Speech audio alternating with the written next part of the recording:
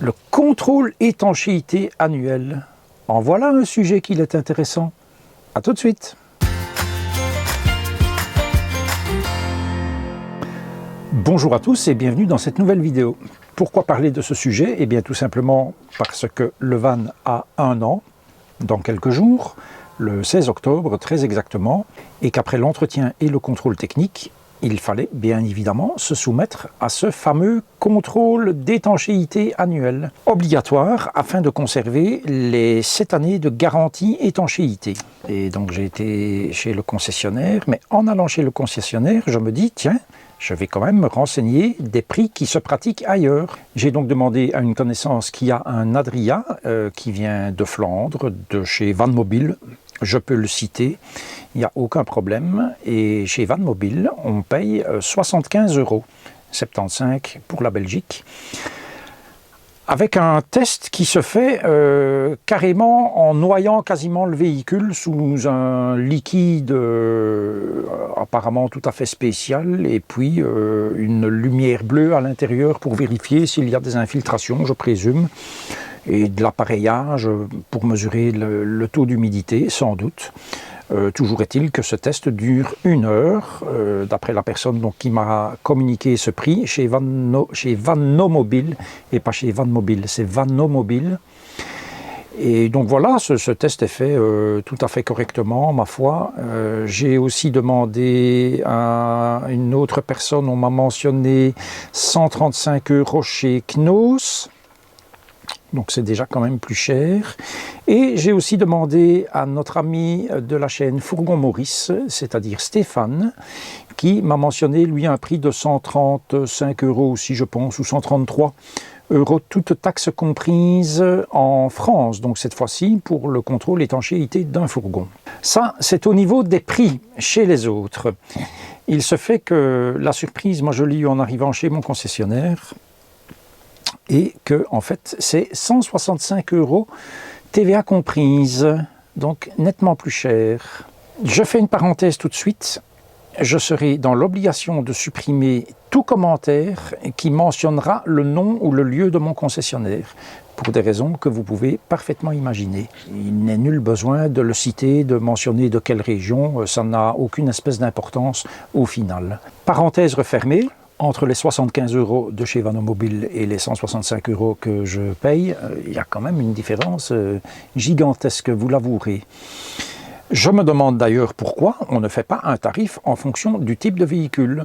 Pourquoi je dis cela? Parce que un camping-car, qu'il soit profilé, qu'il soit capucine ou qu'il soit intégral, c'est un assemblage de panneaux. Vous êtes bien d'accord qu'il y a les 2 panneaux latéraux, il y a le toit, il y a l'arrière, etc. Et donc, partant de là, il est évident que les soucis d'étanchéité risquent d'être plus nombreux sur ces véhicules. Ici, nous sommes dans un fourgon dont les seules ouvertures sont celles qui ont été pratiquées par l'aménageur, chaussons ici en l'occurrence pour le mien, c'est-à-dire un lanterneau là, un lanterneau au-dessus de la chambre et une aération dans la salle de bain. Donc c'est quand même fort limité. Et je ne vois pas pourquoi, dès lors que le contrôle doit aller plus rapidement sur un fourgon que sur un camping-car, je ne vois pas pourquoi on paye exactement le même prix. Ça, c'est un premier point. Ensuite, ce contrôle annuel, à supposer qu'il soit fait, et qu'il soit fait correctement, qu'est-ce qu'il va changer? Absolument rien finalement. Dans le monde automobile, si je ne m'abuse, quand le concessionnaire doit assurer une garantie, il se fait rembourser, peut-être pas l'intégralité, mais en tout cas une partie, par le fabricant. Chez Mercedes, on remplace telle pièce, Mercedes rembourse le concessionnaire qui a fait la réparation, et très certainement à leur taux à eux, en se disant, ben, nous, chez Mercedes, pour faire cette opération, on estime qu'il faut autant de temps et que la pièce coûte autant, on vous rembourse autant. Même si le garagiste, lui, a passé 2 heures de plus pour trouver la panne, etc. Mais dans tous les cas, le concessionnaire récupère une partie. Et donc faire un test annuel qui, hypothétiquement, va détecter un problème, si le problème est détecté, il va entraîner une réparation sous garantie. Donc l'utilité de ce test, je ne parviens pas trop à la comprendre, hormis se faire un peu d'argent facilement, quoi. À un moment donné, il ne faut pas avoir peur des mots et dire les choses comme elles sont, hein. Pourquoi imposer, en tout cas sur les fourgons, un test étanchéité? Je rappelle quand même que mon fourgon, le premier, je n'avais eu aucun problème de cet ordre, mais ce fourgon-ci, après 1 ou 2 mois, si vous vous souvenez, c'est dans les vidéos de février ou mars, au beau milieu d'une nuit, je me suis réveillé et ça coulait, c'était vraiment du goutte à goutte, quoi, hein, alors que le fourgon était tout neuf. Bon, mal fabriqué, hein, parce qu'il y a plein de petits défauts que j'ai réglés moi-même pour être sûr que ça soit fait correctement. Mais bon, voilà, donc tester étanchéité ou pas tester étanchéité, vous n'êtes pas à l'abri d'un problème d'étanchéité. Fourgon Maurice a également eu un problème d'étanchéité. Et Stéphane a fait les tests d'étanchéité qu'il fallait faire sur son fourgon, un V594 Max comme le mien, plus ou moins, et ça ne l'a pas empêché d'avoir des problèmes d'humidité. Alors ce n'était probablement pas de l'humidité d'infiltration, mais c'était de l'humidité quand même qui a fait en sorte que une garniture à l'arrière dans la chambre était tachée, il y avait des auréoles. Mais j'en reviens à mon test d'étanchéité chez le concessionnaire. Donc quand j'arrive, on remplit un document qu'ils appellent ordre de réparation ou quelque chose comme ça, et je demande en même temps qu'on regarde à l'interrupteur qui se trouve ici au-dessus, qui allume l'éclairage principal du séjour, je vais dire, et je demande qu'on regarde un problème que j'ai à mon frigo, parce que mon frigo, quasiment depuis que j'ai le van, régulièrement il s'éteint, le plus souvent quand il fait assez chaud, mais ça arrive aussi quand même parfois la nuit, donc ce n'est pas exclusivement quand il fait très chaud, mais ça arrive 9 fois sur 10 quand je ne suis pas dans le van. Donc je sors, je vais faire une balade à vélo, ou je pars me promener, 2-3 heures, je reviens, frigo éteint. Alors frigo éteint en hiver, ce n'est pas trop grave, mais frigo éteint quand il y a 30 degrés et que le van est fermé, à clé et que tout est fermé, je peux vous dire que vous avez une température dans le frigo. Moi j'ai un thermomètre dedans, la température 10-12 degrés. Voilà, c'est quand même pas très bon pour les aliments. Heureusement que je ne fais jamais des balades d'une journée parce qu'autrement ça serait grave. Le problème d'interrupteur, c'était simplement des morceaux de gaines de fil électrique. Vous savez, quand on dénude, il reste les morceaux de gaines électriques. Eh bien, il restait un morceau de gaine rouge et un morceau de gaine noire. Donc c'est quand ils ont installé cet interrupteur, je présume. Voilà, ces 2 morceaux sont tombés dedans et on ne vérifie pas que l'interrupteur fonctionne. Hein. Avant la livraison, on ne vérifie pas non plus, hein, d'ailleurs. Hein. Voilà, et c'est un problème que j'avais signalé une fois quand j'y étais passé. Quand j'avais eu le problème d'entrée d'eau au niveau du lanterneau, et puis bon, finalement, j'avais dit, écoutez, laissez ça comme ça pour l'instant, c'est un éclairage que j'utilise peu. Parce qu'il consomme plus que l'éclairage LED que j'ai rajouté et que j'ai acheté sur Amazon. Je mets le lien en description. Ils ont réglé cela et au niveau du frigo, ils ont apparemment, d'après ce qu'il m'a expliqué, modifié une partie métallique, un cache métallique qui se trouve près du brûleur. C'est un cas apparemment qu'il connaissait et je dois dire qu'effectivement depuis, mon frigo ne s'est plus arrêté. Donc ces 2 points-là, parfait. Reste que le test d'étanchéité, je n'étais pas loin du véhicule et je me dis tiens, c'est bizarre, il ne l'arrose pas. Et puis je me dis tiens, c'est bizarre, le monsieur qui doit s'en occuper n'est pas beaucoup dans le van pour faire le test d'étanchéité. Et comme j'ai une caméra de surveillance à l'intérieur du van, j'ai assemblé toutes les petites vidéos qui avaient été enregistrées et je vous montre ce que ça donne. J'avais rendez-vous à 15 h, je suis bien évidemment arrivé avant cela, mais le véhicule a bien été pris en charge à 15 h. Et quand je parle de prise en charge, il y a dans les 165 €, 20 € qui sont prévus pour la prise en charge du véhicule. Sur la facture est indiqué manipulation du véhicule, frais administratifs, utilisation de lingettes désinfectantes et spray, protection volant, siège et pommeau de vitesse.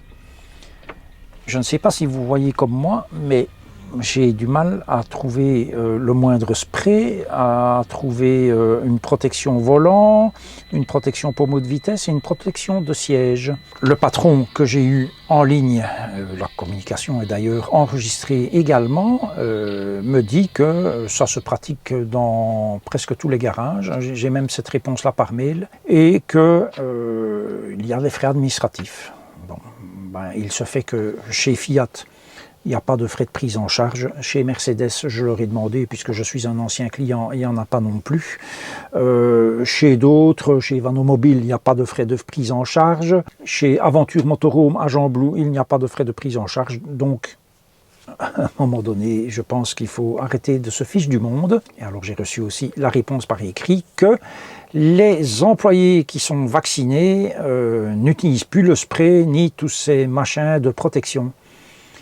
Ben oui, mais enfin, moi, le statut vaccinal des gens, je suis désolé, mais ça relève du secret médical et je n'ai pas à le savoir. Dernière réflexion ce concernant, c'est que vacciné ou pas vacciné, vous n'êtes pas sans savoir qu'on peut transmettre éventuellement le virus ou en être porteur sur les mains, par exemple. Je trouve que ces 20 € de prise en charge, ce n'est pas très sérieux. Mais à la limite, s'ils veulent compter absolument 20 €, qui disent, voilà, le test étanchéité, c'est 165 €, point. Mais qui ne marque pas sur la facture test étanchéité 145 € et prise en charge du véhicule 20 €. Non, ce n'est pas sérieux. C'est comme l'exemple du petit joint que le garage Fiat vous facture 2 € et une fafiote. Eh bien, oui, je suis désolé, il y en a qui m'ont dit, oui, mais comme ça, tu es sûr qu'ils l'ont mis. Non, mais être sûr qu'ils l'ont mis, ça fait partie de leur travail. Je suis désolé. Quand moi je vais dépanner un ordinateur, je ne marque pas que j'ai remis une vis, quoi. C'est mon job de remettre toutes les vis que j'ai éventuellement enlevées.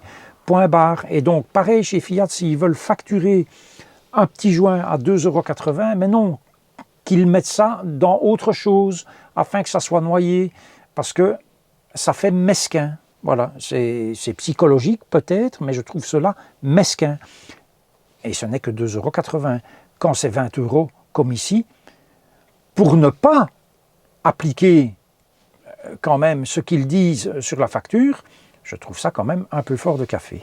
Il est donc 15 h, comme vous pouvez le voir, et le véhicule est rentré maintenant sur le parc du concessionnaire. Et il ne va plus rien se passer jusqu'à 15 h 10. Vous ne le voyez pas parce que c'est flouté, mais le monsieur qui s'occupe de mon van était là dans le fond, fumait sa cigarette. Vous voyez d'ailleurs ici maintenant qu'il ne l'a pas terminé.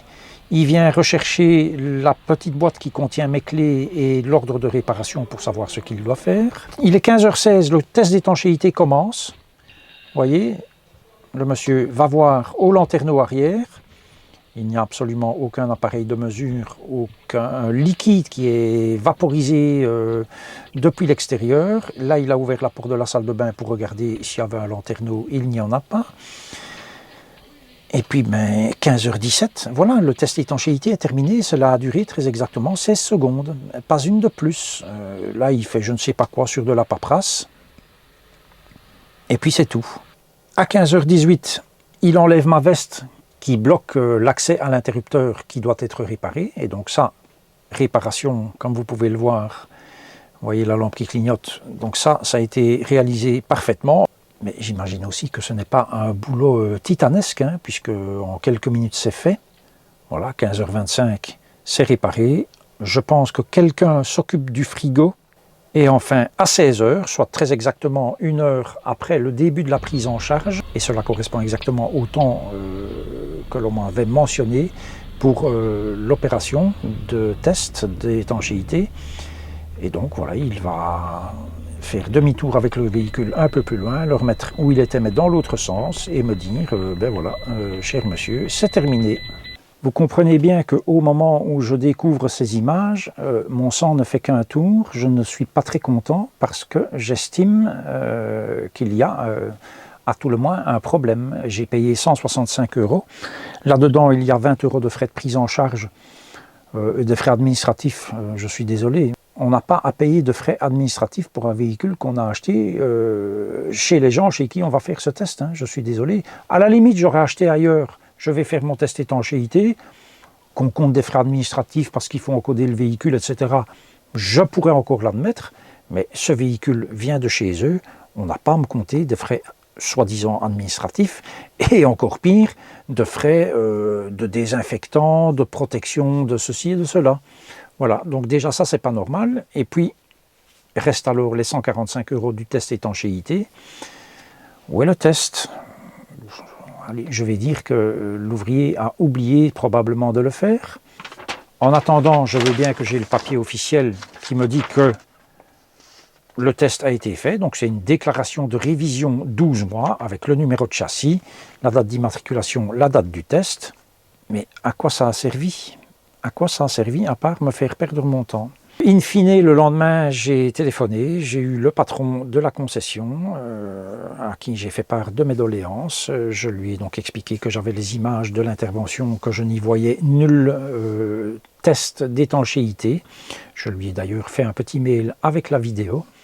Et il m'a proposé de revenir pour refaire le test, chose que j'ai refusée. En effet, j'ai déjà le papier qui atteste que le test a été fait. Je ne vois pas en vertu de quoi, moi, je devrais de nouveau rebloquer une demi-journée pour un travail qu'eux n'ont pas réalisé ou qu'ils ont oublié de réaliser, je vais le dire comme ça. En tout état de cause, tout est bien qui finit bien, puisque les 165 € m'ont été remboursés. J'ai reçu le lendemain matin un mail du patron allant dans ce sens. Donc voilà, reste que ce test étanchéité, en tout cas en ce qui me concerne, pose question, vous l'avouerez. Suite à cette aventure, j'ai demandé à Stéphane, donc de la chaîne Fourgon Maurice, qu'il me tourne une petite vidéo pour me relater lui son expérience avec ce test étanchéité. Il a été un petit peu plus loin puisqu'il me parle de son ressenti concernant ce test. Donc je vous passe sa vidéo telle qu'il l'a enregistrée. Bonjour Joss, bonjour la Belgique. C'est donc Stéphane de la chaîne Fourgon Maurice sur YouTube. Alors mon avis sur le test d'étanchéité est que en fait les vanlifers et camping-caristes, on passe pour des pigeons. Pour moi c'est une simple arnaque. On nous oblige à faire un test d'étanchéité chaque année. Moi je trouve ça de l'arnaque franchement, alors qu'un test d'étanchéité on pourrait le faire pour soi-même. Sous prétexte qu'on ne le fait pas chaque année, on perdrait la garantie. Alors que les concessionnaires ou les gars qui font justement ce test d'étanchéité, on n'est même pas sûr qu'ils le fassent. Alors donc l'année dernière, j'avais donc un V594 Max. J'ai eu un problème de, on va pas dire d'infiltration, mais plutôt de condensation intérieure. Donc de l'eau. On est d'accord? Et le test d'étanchéité a été correct. Voilà. Bizarrement, pourtant il y avait de l'eau. Comment j'ai su qu'il y avait de la condensation? En fait, entre la paroi du fourgon, chausson met un isolant qui colle, et en dessous vous avez le contreplaqué. Sauf qu'au bout de 2 ans, cet isolant retombe, n'est plus collé, retombe sur le contreplaqué, et vous avez de la condensation qui s'est formée entre deux. La condensation a coulé sur les parois de chaque côté et des auréoles se sont formées. Si vous voulez voir la vidéo, c'est Maurice prend l'eau numéro 2. Vous pouvez voir la vidéo et tout est expliqué dedans. Bizarrement, le contrôle technique a passé, alors que la condensation, on est d'accord, c'est bien de l'eau. Voilà. Donc je suis sceptique sur le test étanchéité en question. On peut le faire soi-même, on achète des appareils exprès pour cela. Moi j'en ai un. Ça m'a coûté moins de 20 €. Et c'est tout aussi efficace de le faire soi-même. Mais bon, après on perd la garantie. Alors moi ici, je viens juste de racheter donc un camping-car. Il est garanti 7 ans. Bien sûr, pendant 7 ans, je suis obligé de le faire. Voilà. Je vais passer pour un pigeon pendant 7 ans. Et donc voilà, mais bon, je vais vérifier aussi par moi-même. Donc, une petite astuce, ne le nettoyez pas votre camping-car. Voilà. Le dessus au niveau du toit, faut pas le nettoyer avant de le faire passer au test d'étanchéité. Le pare-brise, vous laissez les petites merdes d'oiseaux qu'il y a dessus, vous les laissez, comme ça au moins vous verrez s'ils ont au moins passé le jet d'eau. Hein, vous ne paierez pas au moins pour rien. Hein. Parce qu'on n'est vraiment pas sûr qu'il passe à l'intérieur. Donc le dernier test que j'ai fait avec le V594 Max, je suis sûr qu'il a passé, parce que j'avais laissé en fait quelque chose et en fait compte il l'a vu. Il l'a vu, c'était un joint qu'il fallait vraiment voir. Au niveau des toilettes, le joint ne collait plus du tout, mais il fallait vraiment appuyer sur la paroi pour voir vraiment si le joint ne collait plus. Et en fin de compte, il me l'a dit. Il m'a dit qu'il avait vu ce joint qui était décollé. Alors est-ce que un coup de bol ou est-ce qu'il l'a vraiment fait? Est-ce qu'il a vraiment fait le test? Je ne sais pas. On n'est pas sûr à ce qu'il fasse le test et en fait vous revenez chercher votre camping-car, il vous facture ça et puis hop, terminé. Voilà, donc moi je trouve ça une bonne petite arnaque pour le test étanchéité. En fait, c'est mon avis personnel. Voilà. Voilà Joss, je te rends l'antenne. Allez, tchuss. Le conseil suite à cette vidéo, c'est de vous dire que si vous allez faire votre test étanchéité, arrangez-vous peut-être pour être près du véhicule. Ça vous permettra de voir exactement comment c'est fait. Ça peut toujours être intéressant, bien évidemment. Et accessoirement, ça vous permettra de savoir si c'est réellement fait. Voilà, la personne à qui j'avais demandé le prix qu'il avait payé, qui m'a répondu 75 € chez Vanomobile, il a vu toute la procédure de test. Donc il a vu son Adria qui était totalement aspergé d'eau avec un liquide dedans. Et donc il a pu se rendre compte de ce que c'était réellement. En ce qui concerne Stéphane, ben, vous avez entendu ce qu'il a dit. Voilà, a priori oui, le test a été fait, mais il n'en est pas plus sûr que cela. C'est étonnant, à tout le moins. J'espère que cette vidéo vous aura été utile. Je vous dis à la prochaine et d'ici là, prenez grand soin de vous.